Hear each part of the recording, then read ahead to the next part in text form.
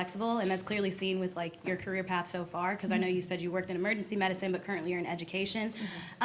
So it's kind of like a twofold question. But first, when working in emergency medicine, did you find any particular conflicts with your personal life? Because I know after like speaking with many vets within industry, but also clinically, they mentioned that one of the major like deterrents for clinical work or emergency medicine is the fact that it conflicts so much with your personal life.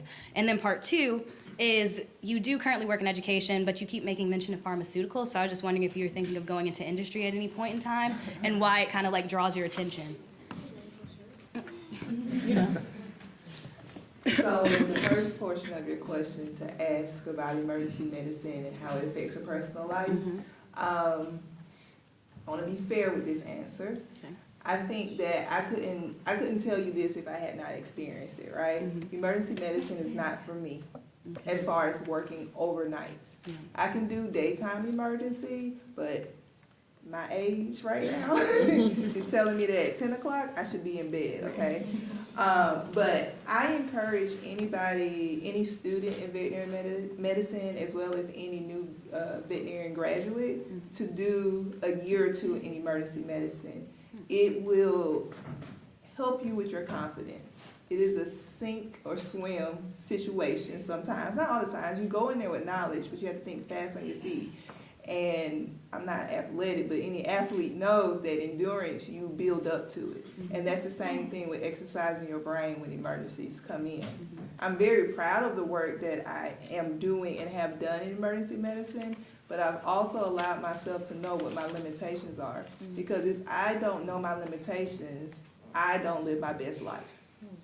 At this point in the game, I'm a mother of a 15-year-old boy. Okay. That on a day-to-day basis is stressful, okay? And I made a decision. I had my son my sophomore year undergrad. And at that time, my support system said, you will finish school and you will go to vet school. I did that, okay? But I also decided once I finished vet school that I would put my son first, because for around 8 years I put school first.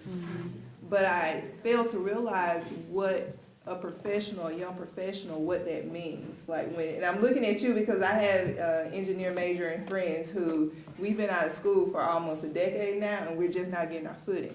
Like we just not realized that being in this professional world is not as easy as passing the test, getting licensed, and just going. It is a build up to knowing what you want out of life and out of your profession, and you have to find a way to make that match. So I know emergency medicine working overnight is not for me. I never went to sleep and woke up and said I want to be in academia. Never. But now that I'm in it, I am appreciative of the change that I hope I'm making for students, that I can teach them what I have learned so far.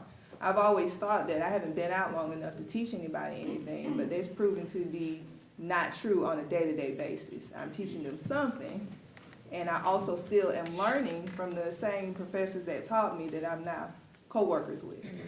And so I do get some joy out of that. But you get into the profession and you realize what works for you and what doesn't. What I can tell you is that there are more and more students applying for veterinary schools. Since I graduated, they've added 2 more in the United States, with 1 more on the horizon. But the applicant pool is growing. The jobs are not, okay? And so what you have to consider is really what's gonna make you stand out in the crowd, okay?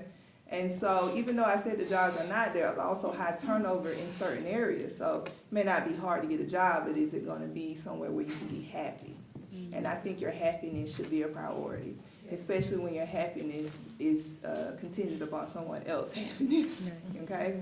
And then your second question was about the pharmaceuticals.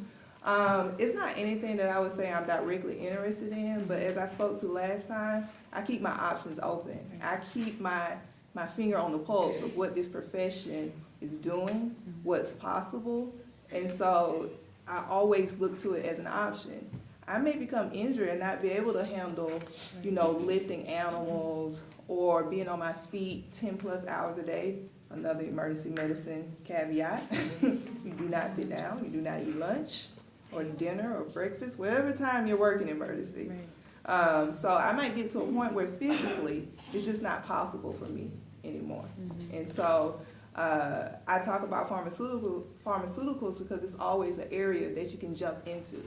Government is always something you can jump into.